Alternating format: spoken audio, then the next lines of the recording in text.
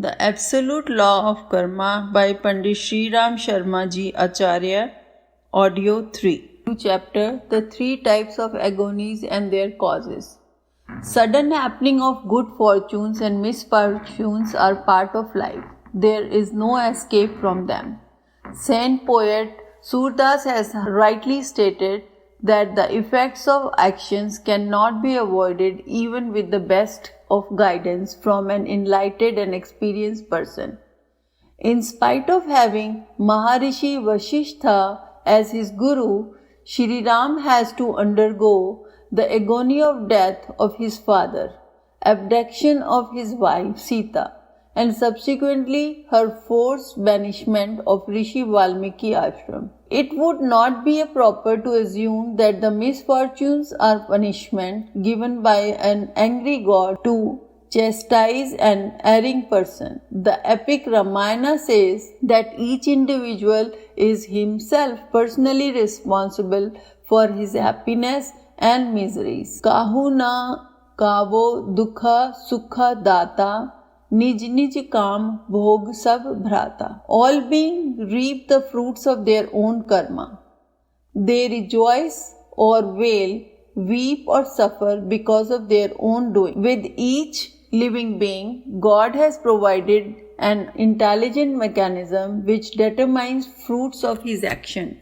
Take a fish swimming in the water, of a snake moving on sand. We leave behind footprints of our own karmas. These impressions are known as Sanskaras in spiritual parlance. Evil deeds generate distressful Sanskaras which in course of time sprout as suffering, like self-growing thorny bushes. Now we shall discuss the three categories of karmas and their characteristics and the consequences. Happiness and peace is the natural state of mind. Man is instinctively inclined to act for welfare of self and others, which naturally results in peace and joy. He suffers only when he is mentally disturbed. He dreads mental turbulence, sorrow and grief.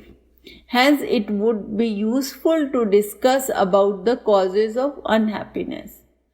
As a medical science has two independent streams, one for promotion of health and another for the treatment of disease, there are two branches of spiritual effects, one for promoting happiness and the other for unhappiness.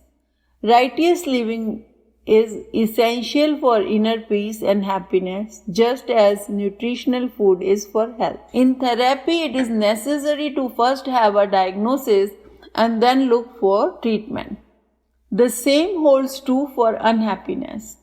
For discarding the karmas which produce bad sanskar, we can get rid of the resultant suffering and pain. Let us now discuss the three types of suffering in detail. As mentioned earlier, misfortunes influence a person by creating three types of adverse reaction. Number 1, mental suffering. Number 2, physical pain. And number 3, distress caused by natural disasters. In spiritual parlance, these are known as daihik and bhautik dukkham. Number 1, mental suffering. Daivik Dukkham. All types of sorrows, mental suffering are result of mental sins. Worry, anxiety, anger, humiliation, animosity, separation from a beloved one, fear, grief, etc. are signs of divine justice for mental sins. Mental sins are those willful karmas, deliberate acts of mind which are carried out under the influence of a strong negative emotion stimuli. We may call mental sins as corrupt function of mind like jealousy, perfidy, deception, annoyance, cruelty, etc., which pollute the environment around the inner psyche. Mental sins do not provide any physical gratification. Like a smoke-filled room, an environment created by pollutants of mind suffocates the soul. The soul, being a portion of the omnipresent divinity, is intrinsically pure.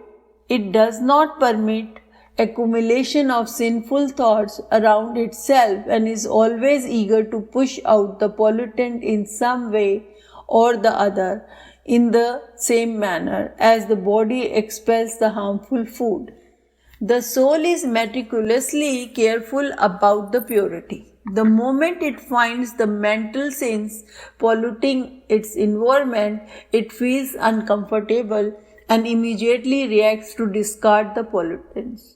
Though our external conscious mind is hardly aware, the inner subtle mind is always seeking the opportunities to throw off this burden. Sometimes, somehow, more somewhere, it involves man in situation which neutralize the sanskara created by mental sins through such a reaction as humiliation, failure, and disrepute, etc. Death of a beloved person, loss in business and property, public defamation, poverty, etc. are also mental agonies. Such situations bring out of the inner pain to the surface, and the aggrieved person weeps, wails, and is reminded of the futility of worldly attachment and impermanency of material things. Situation creates acute unhappiness, being out a greater awareness of the need for righteous living. Man is motivated to refrain from committing sinful deeds in future and follow an upright path in life. While attending funeral, people are reminded of the urgency of living a purposeful life. When suffering from financial loss, man seeks God's help.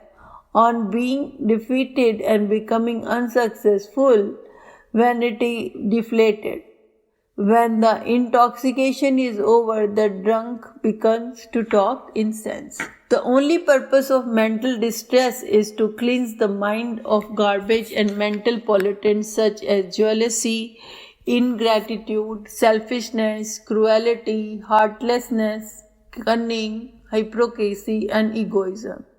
Though suffering, the intelligent divine mechanism ensures removal of sanskaras created by prarabdha karmas. Discussed pain and anguish springs forth to wash out the deleterious sanskar generated by the prarabdha karma. Apparently, sin like theft, vulgarity, robbery, adultery, kidnapping, and violence are committed physically. But since these are basically outer manifestation of mental stimuli, such acts fall in the category of mental sins. Now, second type, physical suffering. Dehik dukhas. The cause of congenital deficiencies and genetic disease is misutilization of the corresponding organ in the previous life cycle.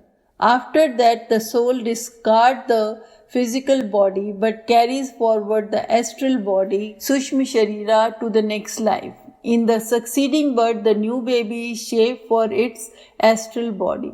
The astral body carries with the nuclei seeds of sanskaras of earlier physical existence of the next reincarnation. The corresponding components of physical organs which are immorally used in the previous life lose their vitality in the astral body but manifest as malfunctioning of those organs in the physical body of the next birth. Thus, it is possible for a sexually indulgent person to be born with the congenital impotence or with imperfection of sexual organs in the next life.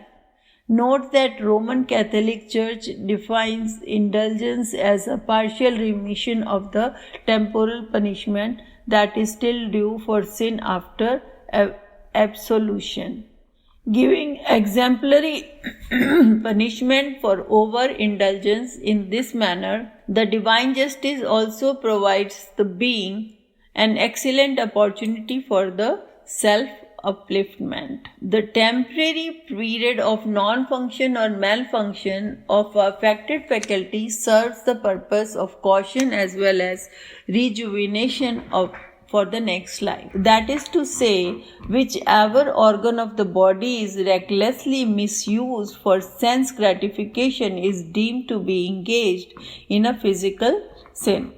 In the next life, that organ is either found missing or appears as a congenital defect. These congenital physical deformities or disease are for remission of sins. The compulsive rest rejuvenates the organ of body, also relieves the burden of sin from the mind through repentance. When a mental sin is intermixed with physical sin and it has not been neutralized in the present life by punishment by the state, society, or the atonement, it is also carried over to the next life. However, if a sin is basically physical with little or no input of mental sin, deliberate intention, the biological system immediately takes care of it. For instance, a man gets intoxicated and deranged on taking drugs, falls sick because of the dietary irregularities, or dies on consuming the poison. This is a physical punishment for a physical sin. The body cleans itself of the small physical sins speedily and then are neutralized in this very life. On the other hand, as mentioned earlier, serious physical vices which are also associated with mental stimuli are carried over to the astral body for being worked out in the next life. Now the third one is suffering resulting from natural calamities is bhautik dukhas. Of late, science has begun to appreciate the impact of lopsided human activities on pervasive global life-sustaining elements of nature. Indiscriminate use of chlorofluorons, carbons by some developed countries is damaging the global atmosphere for entire humankind by producing a greenhouse effect. Reckless deforestation in certain part of the world is creating worldwide ecological imbalances. Such examples illustrate that basic elements of nature are globally independent and local changes in them are universal implication. The following observation being out this eternal truth. Pran, the universal life force, is one of the vital elements of nature, which is an integral constituent of all animatic beings. The entire human race is interconnected with this all-pervasive element. Each spark of the life is an individual animate being, which is known as Atma in spiritual parlance, in part of the omnipresence of that universal life force. The science of the spirituality maintains that karmas and sanskaras of all living beings are mutually interactive. In social milieu, these reactions are quite prominent. A criminal being shamed of his parents and a family as well. The latter two suffers disgrace since disregarding their responsibilities by not performing the right karmas. They did not exert enough influence to make the person a good citizen. The responsibility for spiritual development of a child lies with the parents and other adults of the family. Hence, though it is the material world only the offenders receive the punishment, for the law enforcing and the society, the soul of the parents and other family members too have to suffer partially for their dereliction of duty, which the divine jurisprudence considered as a sin. When the neighbor's house is on fire, you cannot remain a silent spectator, since soon you may also become a victim. If, in spite of being capable of preventing, one look on act of theft, bulgari, rape, murder, etc. Indifferently, the society would look down upon such a person contemptuously, and the law would not spare him. The law of divine justice to follow a similar norm.